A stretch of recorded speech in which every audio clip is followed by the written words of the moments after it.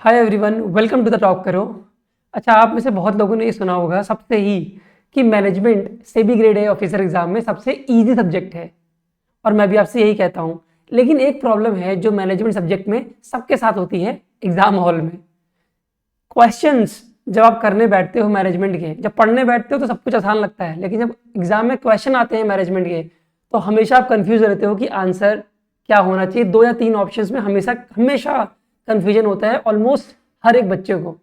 80 to 90% question में ये confusion होती है। और यहाँ तक कि एग्जाम दे के जब आप घर आ जाते हो फिर भी जो इंस्टीट्यूट्स की आप आंसर की देखते हो वहाँ टीचर्स भी आपको यही कहते हैं कि अभी इस क्वेश्चन में हमें आंसर की श्योरिटी नहीं है। ऐसा क्यों होता है और इसका सोल्यूशन क्या है, इसकी कंप्लीट स्ट्रैटेजी मैं आपको बताऊंगा कि मैनेजमेंट को कैसे टैकल करना है सेबी के एग्जाम के लिए, सेबी या फिर आरबीआई के लिए। ठीक है, और ये होता क्यों है, प्रॉब्लम क्या है मैनेजमेंट की, है सबसे ईजी बट प्रॉब्लम क्या है, चलो उसकी बात करते हैं। बट उसके पहले मैं आपको बता दूं कि अगर आप हमारे चैनल पर नए हैं तो उसको सब्सक्राइब कर लेना, क्योंकि ऐसी बहुत सारी वीडियोस, एग्जाम रेलिवेंट वीडियोस मैं आपके लिए लाने वाला हूँ रेगुलेटरी बॉडीज एग्जाम के लिए, चाहे आरबीआई हो, सेबी हो, नाबार्ड हो, अदर रेगुलेटरी बॉडीज हो। और हमारा टेलीग्राम चैनल का यहाँ पे क्यूआर कोड दे रखा है, गूगल लेंसेज को स्कैन कर लेना और टेलीग्राम चैनल ज्वाइन कर लेना, क्योंकि यहाँ पे मैं क्विजेस अपलोड करने वाला हूँ बहुत जल्दी, और जो भी यूट्यूब पे वीडियोस पड़ती हैं उसकी नोटिफिकेशन भी आपको यही मिलती है। ठीक है, और ये हैंडल है, इसको हैंडल को भी टाइप कर सकते हो वरना स्कैन कर लेना। चलो बढ़ते हैं, अब काम की बात करते हैं कि प्रॉब्लम क्या है मैनेजमेंट की।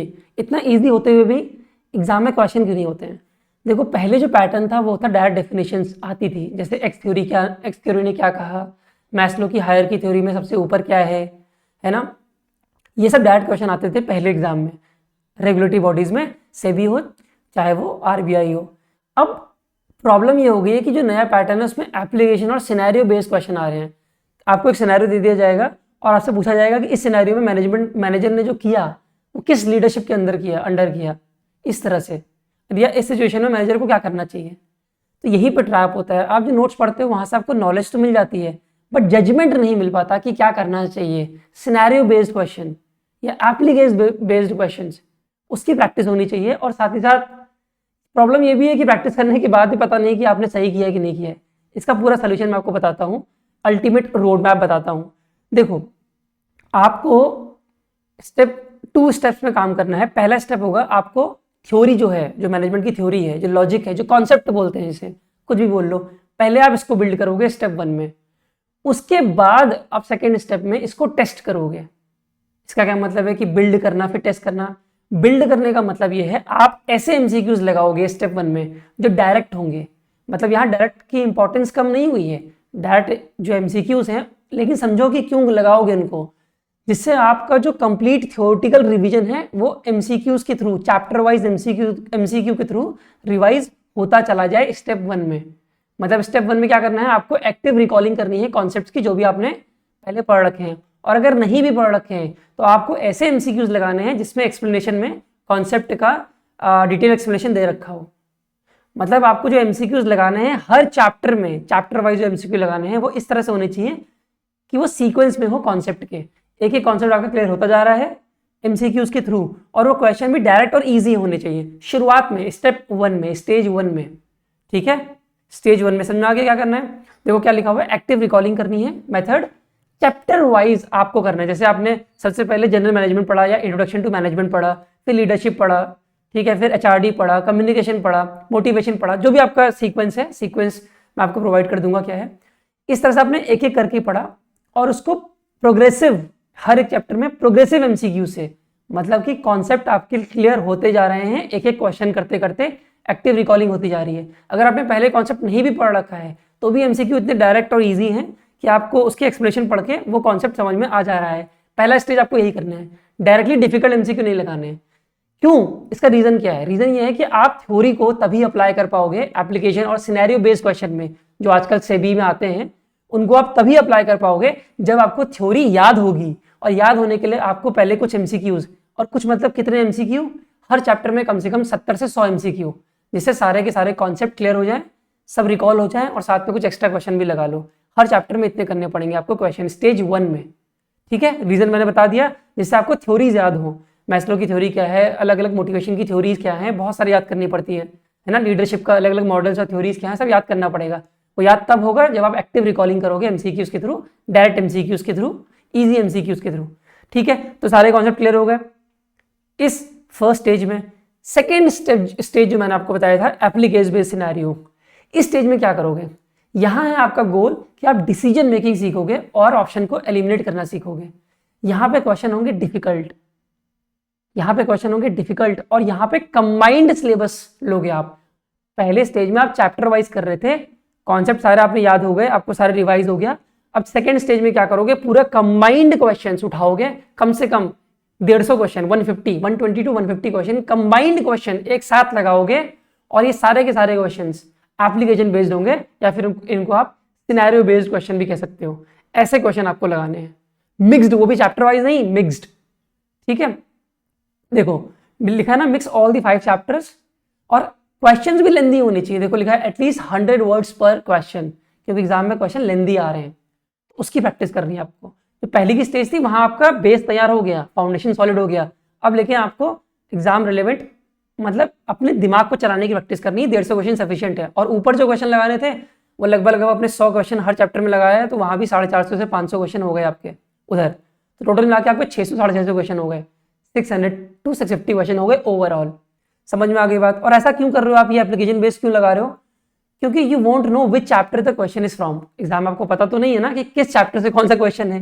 एग्जाम पता क्या होता है, आजकल एग्जाम में क्या होता है, सेबी में या आरबीआई में 2 चैप्टर से 3 चैप्टर से मिला के क्वेश्चन पूछ दिया जाता है। 2-3 लीडरशिप और मोटिवेशन को मिला के क्वेश्चन पूछ दिया जाएगा। तो आपको कॉन्टेक्स्ट को आइडेंटिफाई करना पड़ेगा, तो उसकी प्रैक्टिस करनी पड़ेगी एप्लीकेशन बेस्ड सिनेरियोस क्वेश्चन में। एग्जाम्पल देखो, यहाँ पे एग्जाम्पल मैं लाया हूँ आपके लिए, ये ईजी है बट थोड़ा सा लेंदी है, डायरेक्ट क्वेश्चन नहीं है, मतलब यहाँ आपको पढ़ना पड़ेगा। जैसे लिखा है ना, manager wants to convince his team to work on a weekend. ये डायरेक्ट क्वेश्चन नहीं है, यहाँ पे एक सिनेरियो दे दिया है आपको। देखो क्वेश्चन कितना रिलेवेंट है कि मैनेजर चाहता है कि उसका टीम वीकेंड पे काम करे, लेकिन वो डायरेक्टली ऑर्डर नहीं कर रहा है, या फिर वो बोनस ऑफर नहीं कर रहा है, लेकिन वो क्या कह रहा है कि कंपनी की पॉलिसी में ऐसा लिखा गया है, द कंपनी पॉलिसी सेक्शन 4.2 मान लो, states that during emergency period weekend work is mandatory। उसने ये बोला अपने एम्प्लॉइज से, अपने सबऑर्डिनेट से, तो ही basically relies on rules and policies to gain compliance. तो वो रूल्स एंड पॉलिसीज में रिलाई कर रहा है जिससे कि कंप्लायंस हो। तो ये इन्फ्लुएंशियल टेक्टिक है कि नहीं, काम कराने की टेक्टिक हो गई। अगर डायरेक्टली बोलेगा तो work life balance and all that ये सब चलेगा काम, है ना। ये टेक्टिक हो गई कि भाई पॉलिसी में लिखा हुआ है कि इमरजेंसी पीरियड होगा तो आपको काम करना पड़ेगा। तो ये जो इन्फ्लुएंस टेक्टिक है, इसको टेक्निकली क्या कहते हैं। अब यहाँ ऑप्शन दे रखे हैं, लेजिटिमेट परसुएशन नहीं कर रहा है वो, ये लेजिटिमेटिंग टेक्टिक है, ये कंसल्टेशन कर नहीं रहा है वो, ठीक है, इनग्रेसिएशन नहीं कर रहा है, एक्सचेंज नहीं कर रहा है। तो इसका आंसर क्या है, लेजिटिमेटिंग टैक्टिक। तो using one's authority official rules और policies to verify that request is consistent with the organization rule. तो ये तो तब भी मैंने छोटा क्वेश्चन आपके लाया एग्जाम्पल के लिए, ताकि थोड़ा डरो नहीं करके देखो, तब भी लेकिन क्वेश्चन पढ़ना पड़ रहा है, एनालाइज करना पड़ रहा है, विजुलाइज करना पड़ रहा है। अब इसी में दो तीन चैप्टर्स के क्वेश्चन मिक्स करके भी आ जाते हैं एग्जाम में, ऐसे क्वेश्चंस की प्रैक्टिस करनी है। तो टोटल मिला के स्टेज 1 और स्टेज 2 टोटल ओवरऑल क्वेश्चन कितने प्रैक्टिस करने हैं, 600 to 650 लगभग इतना कर लोगे, मैनेजमेंट में you are good to go. Management में आपको प्रॉब्लम नहीं होगी। अब आप पूछोगे सर करे कहाँ से, इतने फ्री के क्वेश्चन हमको मिलेंगे कहाँ से। डोंट वरी, जब मैं हूँ यहाँ पे तो कोई दिक्कत ही नहीं है। देखो स्टेज 2 के पहले आपको पता है कि 400 से 500 डायरेक्ट क्वेश्चन आपको करने हैं, जिससे आपको थ्योरी याद हो जाए। उसके बाद आपको क्या करने हैं, 400-500 क्वेश्चन चैप्टर वाइज करने के बाद आपको 150 क्वेश्चन लगाने हैं एप्लीकेशन बेस्ड सिनेरियोज के, ठीक है। तो ये सब क्वेश्चन कहाँ से मिलेंगे, बड़े इजी हैं, 600 प्लस क्वेश्चन इसी फॉर्मेट में, पहले तो चैप्टर वाइज फिर कंबाइंड मैं आपको प्रोवाइड करता हूँ फ्री में, बिल्कुल topkaro.online में। मैं आपको एक बार दिखाता हूँ कहाँ से आपको फ्री में क्वेश्चन मिल जाएंगे। अपने वेब एड्रेस में टाइप करना topkaro.online, ठीक है। ये टाइप करोगे, देखो ये पेज खुल गया पेज। अब क्या करना, यहाँ कोर्सेज पे जाना, बिल्कुल एब्सोल्युटली फ्री कर रखा है मैंने। जब आप कोर्सेज पे जाओगे ना तो आपको एक कोर्स मिलेगा, अभी देखो दिख के आएगा, आपके सामने आएगा, जिसका नाम है मिशन सेबी 25-26 रिवीजन 360, और एब्सोल्युटली फ्री कर रखा है मैंने अभी सबके लिए। बट ये ज़्यादा देर फ्री नहीं होने वाला है, तो फेज 2 का रिजल्ट आने से पहले ही सब्सक्राइब कर लेना, वरना दिक्कत हो सकती है, वरना फिर पेड वाला हो जाएगा, ठीक है। इसमें मैं आपको 3000 से ज़्यादा MCQs दे रहा हूँ फ्री ऑफ कॉस्ट, ठीक है। और जब आप इसको ओपन करोगे तो आपको मिल जाएगा यहाँ पे मैनेजमेंट का सेक्शन। देखो यहाँ पे अभी स्केड्यूल वगैरह यहाँ पे है, देखो चेक कर लेना, उसके स्केड्यूल के अकॉर्डिंग सारे के सारे पीडीएफ अपलोड होंगे। टेंटेटिव स्केड्यूल है, थोड़ा बहुत बैकलॉग्स होंगे तो वो कवर हो जाएंगे। अब ये मैनेजमेंट का देखो खोलोगे, ओपन करोगे तो मैनेजमेंट में देखो चैप्टर वाइज पूरे के पूरे एमसीक्यूज ऑलरेडी लगभग 100 एमसीक्यू हर चैप्टर में अपलोडेड हैं, पांचों के पांचों चैप्टर में। और लास्ट में देखो 6th वाला है कंबाइंड क्वेश्चंस, सिनेरियो बेस्ड और एप्लीकेशन बेस्ड, जो मैंने आपको बताया था अभी, वो भी हैं। तो अगर आप ऐसे स्टेज पे हो, प्रो स्टेज में, कि आपको सब कुछ आता है, तो आप सीधे 6th वाले कंबाइंड क्वेश्चन को कर लेना। ये जो शुरू के 5 हैं उनको स्किप कर सकते हो अगर आपकी सारी थ्योरी आपको याद है तो। लेकिन अगर नहीं याद है तो आप पहले ये 5 के करना, उसके बाद 6 पे जंप करना। ठीक है, ठीक है। तो ये फ्री, अभी आपको फ्री अवेलेबल मिल रहा है, तो जितनी जल्दी हो सके एनरोल कर लेना। भले आप इसको पढ़ना रिजल्ट के बाद चालू कर सकते हो, लेकिन एनरोल कर लेना, वरना ये फ्री की अपॉर्चुनिटी चली जाएगी।